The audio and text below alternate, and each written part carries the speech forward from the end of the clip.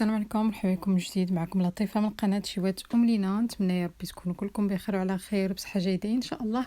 الفيديو ديال هاد النهار غادي نشوفوا فطائر كتجي معمرة على طريقة ديال المسمن وبحشوة مالحة، كتجي غزالة بزاف. كيف ما سمعتوا في اول فيديو، القرمشة ديالها كتجي فايتة من الداخل، سهلة التحضير وكل شيء غادي تعجبو، يعني كبير وصغير. اذا هنا ما غاديش نطول عليكم، غادي ندوزو الوصفه.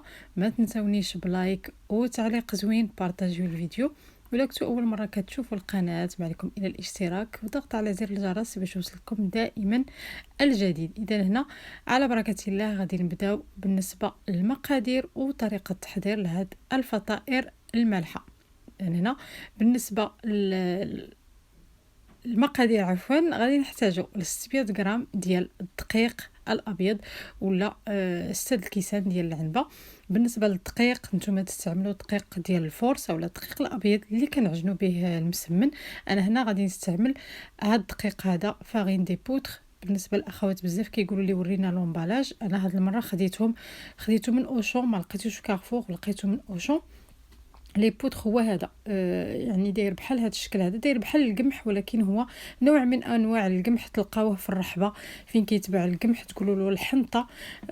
راه غادي يعني يعطيها لكم هذاك اللي كيبيع الزراع والقمح. نتوما تقدروا تستعملوا غير الفورس. عندي هنايا كاس ونص ديال العنبه ديال الحليب دافي اولا ما يعادل 200 مليلتر، وعندي 200 مليلتر ديال الماء. حتى هو نفس الشيء، كاس ونص ديال العنبه. عندي واحد شويه ديال خماره الخبز الملحه. وهنا انا غادي نستعمل العسل، نتوما تقدروا تستعملوا معلقه صغيره ديال السكر سنيده. اذا هنا غادي نبدا. اول حاجه غادي ندير ديك نص معلقه صغيره ديال الخميره الفوريه ولا الخميره الخبز في الحليب اللي يكون دافي. غادي نخليها تطلق وغادي ندوز، غادي ندير الملحه وندير معلقه ديال العسل اولا كما قلت لكم نتوما ديروا معلقه ديال السكر في العجين. اذا هنا غادي نبقى هنا في اطار المواد اللي كنستعملها، وغادي كنقول لكم البديل اللي ما عندوش هاد المواد هذه يقدر يستعمل المواد اللي كنقول لكم باش تبدلوها. هنا غادي نخلي ديك الخميره حتى تطلق كيف ما شفتوا، وغادي نخويها على الدقيق والملحه، وغادي نزيد الماء شويه بشويه. الماء يكون دافي. غادي نزيدوه هنايا، نقدروا نستعملوا اكثر كما نقدروا نستعملوا اقل على حسب النوعيه ديال الدقيق. مهم انها تكون عندنا عجينه بحال ديال المسمن، تكون مجموعه وماشي يعني مرخوفه، يعني ما تكونش مطلوقه باش نقدروا اننا ندلكوها. صافي انا غادي نجمع العجينه وغادي نقول لكم شحال خدات لي ديال الماء. الحليب راكم شفتوا 200 مليلتر ديال الحليب دافي اولا كاس ونص ديال العنبه، وغادي نبقى كنزيد الماء شويه بشويه حتى نجمعها. خصني ضروري ما ندلكها تقريبا واحد 3 دقائق. العجينه خصها تدلك مزيان 3 حتى ل 5 دقائق. المهم نتوما وجهدكم. بغيتو ديروها في العجانه تقدروا ديروها في العجانه. انا شحال هادي ما عجنت بيدي، قلت غادي نعجن بيدي، علاش لا. صافي غادي نجمعوها ومن بعد غادي تشوفوا معايا القوام كيفاش كتجي على هذا الشكل هذا. انا بالنسبه للماء شفتوا بقى لي غير هاد شويه هذا، يعني تقريبا داك الكاس ونص ما كملتوش. صافي من بعد ما غادي نسالي، غادي ناخد اناء اولا تاخدوا بلاستيك غذائي، وغادي ديروا فيه واحد نقيطه ديال الزيت، وديروا العجينه ديالكم تخليوها كترتاح على جنب. يعني ما تحتاج اننا نديروها في شي بلاصه سخونه ولا غير حداكم فوق البوطاجي. انا هنا درت شويه ديال زيت الزيتون، تقدروا ديروا الزيت النباتيه، ما كاين حتى شي مشكل. صافي انا غادي نخليها على جنب وغادي ندوز باش نصايب الحشوه. بالنسبه للحشوه انا غادي نعطيكم الحشوه اللي غادي ندير، وبطبيعه الحال غادي نقول لكم البدائل بالنسبه للناس اللي ما عندهاش نفس المقادير. هنا غادي ناخذ مقله نديروها تسخن، ونديرو تقريبا قياس ديال 2 معالق كبار ديال زيت الزيتون. انا هنا زيت الزيتون منسمه بالثومه. غادي ندير البصله، واحد الحبه بصله. غادي نزيد عليها الخضر، انا عندي هنا خيزو والكرنب والقرعه اللي كانوا عندي في المجمد محكوكين اولا مقطعين طوال، وعندي الفلافل الالوان حتى هما كانوا في المجمد. بالنسبه للخضر تقدروا تكتفيوا غير بالفلفل والبصله اولا بخيزو والقرعه والبصله. غادي نخليهم حتى يتشحروا مزيان، يطيحوا على هذا الشكل هذا. وغادي نزيد تقريبا هنا عندي واحد 150 غرام ديال الكفته اولا اللحم المفروم، نتوما تقدروا تعوضوه يا اما بالطون اولا بقطع ديال الدجاج تكون صغيره، اولا تقدروا تخليوه غير هكاك غير الخضره، يعني تعمروا دوك الفطائر غير بالخضر فقط. هنا عندي الملحه، كركمه، شويه د الكمون، شويه د البزار، تحميره، سكينجبير، وعندي الزعتر. تقدروا نتوما تعوضوه بالقزبر والمعدنوس. انا بغيت ديك الريحه ديال الزعتر في الحشوه، كتجي زوينه بزاف. جربوها وغادي تشوفوا المذاق خطير خطير. صافي غادي نحرك، ما غاديش نخليها مده طويله لان الكفته دغيا غادي طيب باش ما تيبش. وغادي نزيد الزيتون مقطع دوائر، زيتون خضر، حتى هذا اختياري، ما كانش عندكم ما ديروش. صافي غادي نخلي الحشوه تبرد وندوزو للعجين. عندي هنايا تقريبا قياس ديال 2 معالق كبار ديال الزبده مذوبين. غادي نزيد عليهم الزيت النباتيه. بالنسبه للزيت تقريبا حتى هما 2 معالق كبار زيت نباتيه. انا كنستعمل هاد الزيت هذه اللي كيكونوا فيها الاوميغا 3، فيها بزاف ديال انواع الزيوت، فيها 4 ديال الزيوت.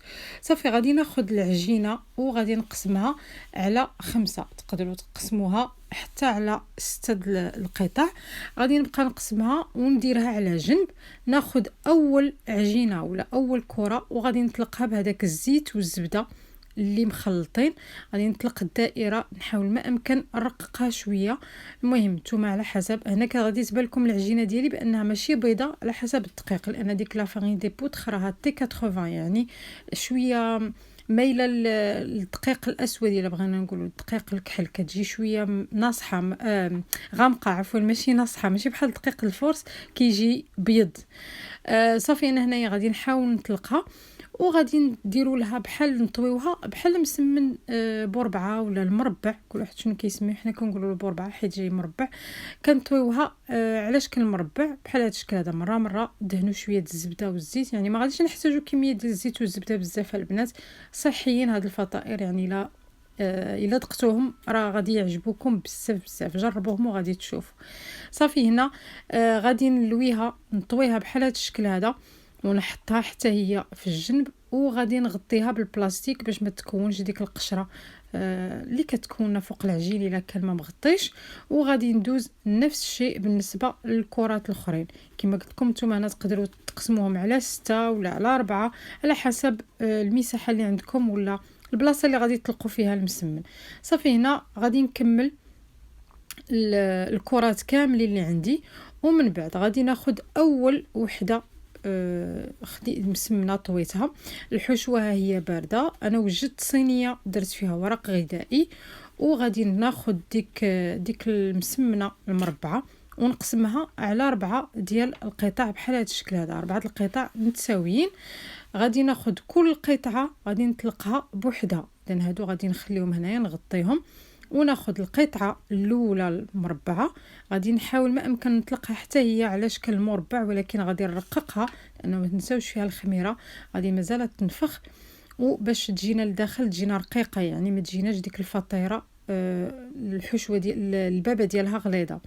غادي نطلقها وغادي ندير الحشوه. هنا البنات الحشوه الا بغيتو تزيدوا الجبن المحكوك، يعني الفرماج المحكوك ولا الجبن المبشور او لا الجبن هذاك المثلث تقدروا. انا ما بقيناش كناكلوا بزاف دوك الاجبان، داكشي لاش ما تزدتوش. نتوما تقدروا تزيدوا الجبن ولا الفرماج محكوك ولا واحد طريف ديال الفرماج داك المثلث. صافي وكطويو كما شفتوا الطريقه، كطويو دوك الجنيبات وتلويوها على هذا الشكل هذا، وديروها في الصينيه في ورق اللي فيها ورق غذائي، ولا دهنوا الصينيه بالزيت كيف ما بغيتوا. صافي غادي نعاود معكم واحده اخرى باش تشوفوا الطريقه سهله، ماشي يعني شي حاجه صعيبه. كما كتشوفوا هنايا كتلقوها مزيان وكديروا الحشوه. كما قلت لكم الحشوه تقدروا ديروا غير الخضر بوحدها، تقدروا ديروا الطون مع الخضر، تقدروا ديروا الدجاج مع الخضر، كيف ما بغيتوا نتوما واللي موجود عندكم واللي كيبغيوها عاوتانك وليداتكم.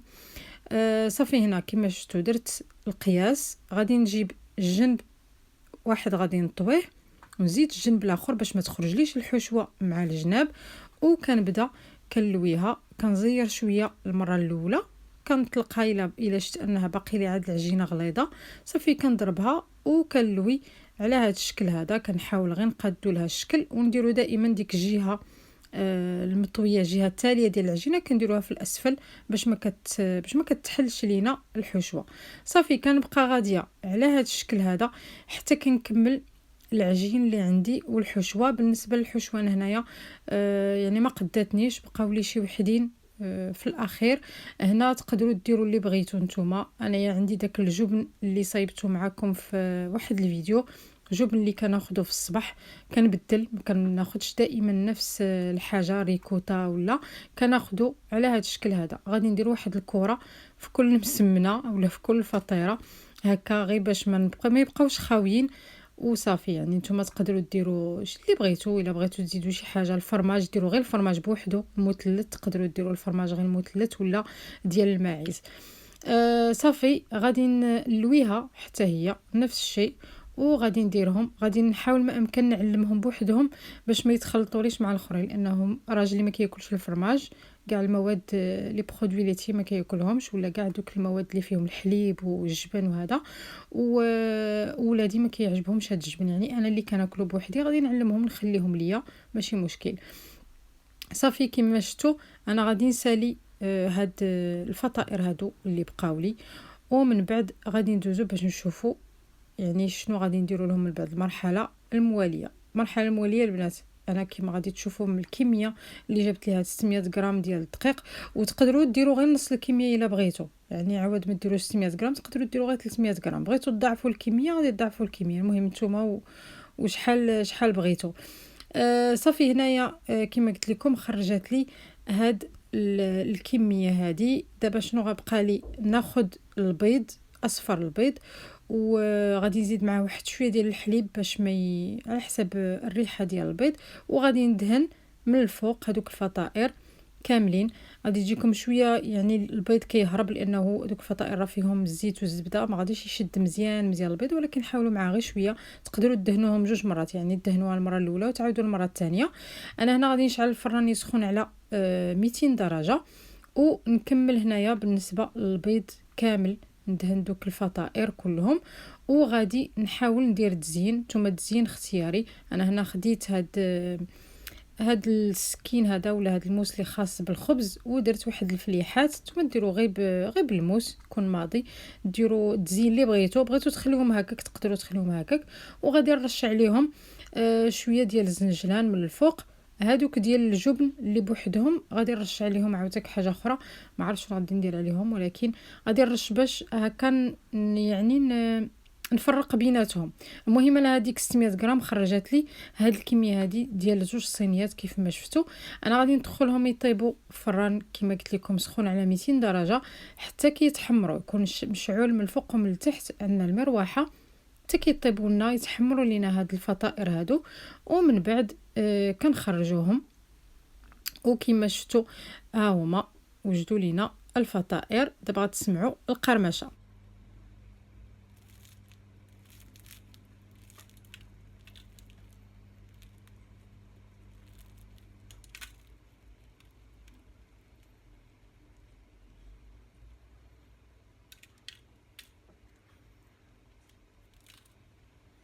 كيف ما شفتوا كيجيو طايبين من الداخل مقارمشين على برا، كيجيو رطب زوينين بزاف صراحه.